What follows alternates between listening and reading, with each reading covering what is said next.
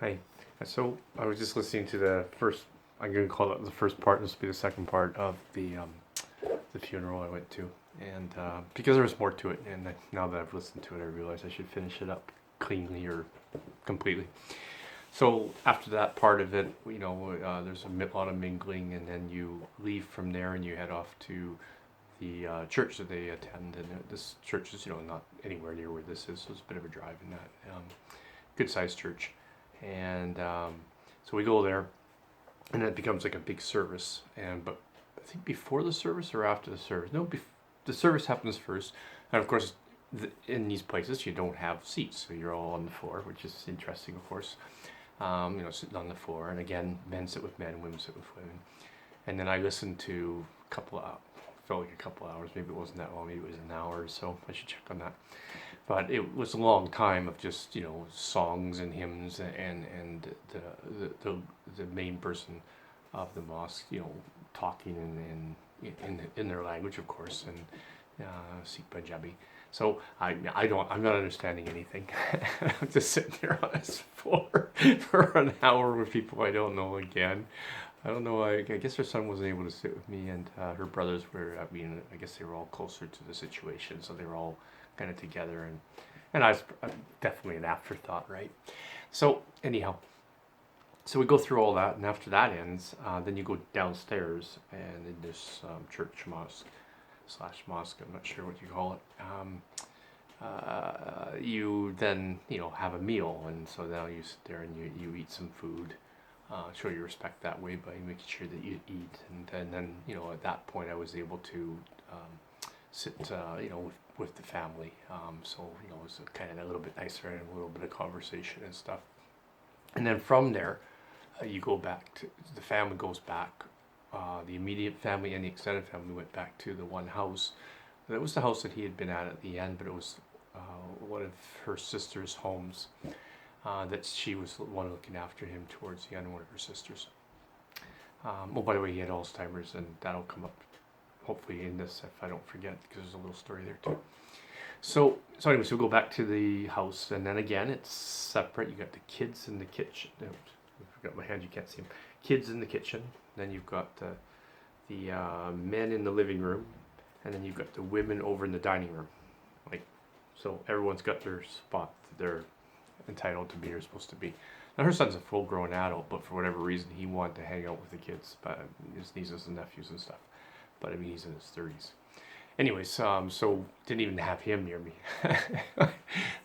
I met one of her brothers who was from back east, who was I better not talk about this too much. There were some things there. Maybe issues is the word I could use.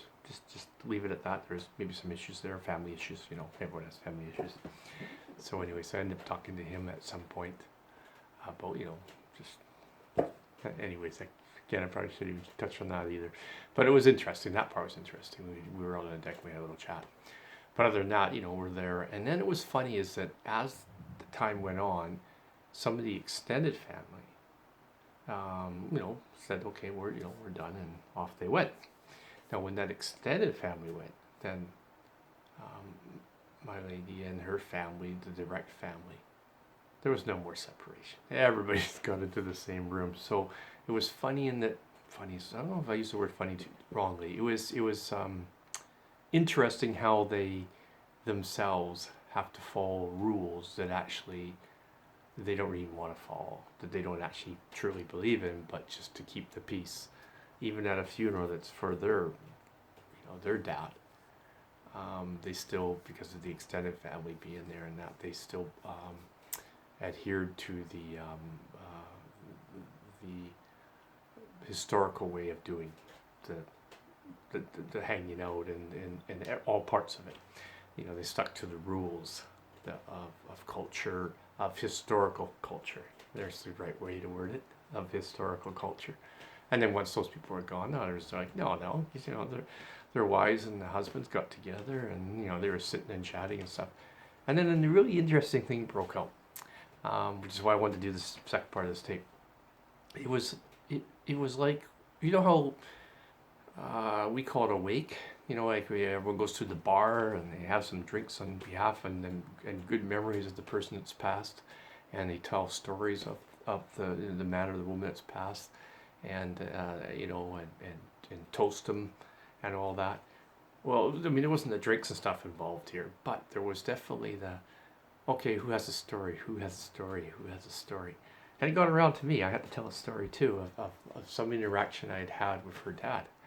And lucky for me, I had one. I had a decent one, so I was able to share it, and I think in many ways, you know, people that didn't really know me that well were kind of like, gave them a chance to get a little take on who I am and that. And my story is a fairly simple one. I mean, he does have Alzheimer's, and he tends to forget stuff a lot, so that he has to have he has to have somebody around. They don't want him to wander off and not know his way back to the house, whatever. And he liked to go for walks. He liked to walk a lot.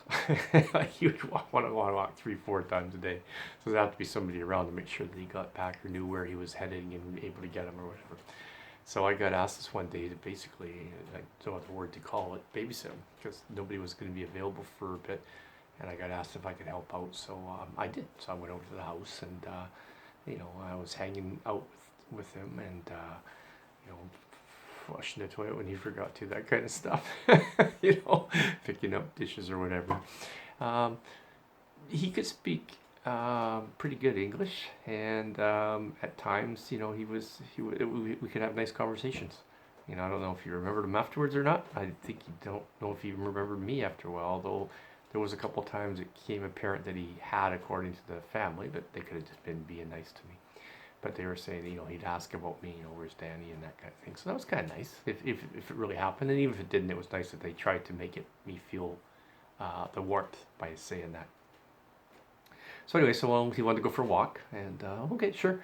So I went to get my shoes, and he was already gone and out the door. He was walking. I think he was in slippers at first, so I made him come back and put his shoes on. Yeah, so we got his shoes on and stuff, and off we walked. And man, he's an elderly man. He was older than my father, actually, even though they passed at similar times. He was older by a few years. He wanted to walk. Like, he wanted to go a long ways, and he wanted to walk at a brisk pace. And I started realizing, he kept looking over his shoulder at me.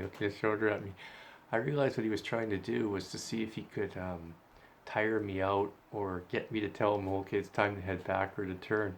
And once I figured that out, that he's being a little bit mischievous here, let's see if I can tire this guy out, I'm a better walker kind of guy. And then it was game on, so I just kept walking with him, and I started up conversations, and we chatted and walked and walked and chatted and walked. And then he finally kind of looked at me and did one of those long looks and said, I'm getting a little tired, it's probably time to go back, do you know the way? I said, yeah. I said, yeah, and we've been pretty much on straight lines, a couple turns, but not too many turns, so it'll be pretty easy to get back. And I paid attention when we turned, where we turned. So we walked back. So I was able to share this story about him trying to see if he could tire me out and wear me down. Yeah. So after that, well, I think that's it for that, kind of what really happened for that group. There was obviously some contentious things to do with financials and things like that, but I tried to stay out of that, and I will right now too. So, signing off, Danny Gamble. Cheers.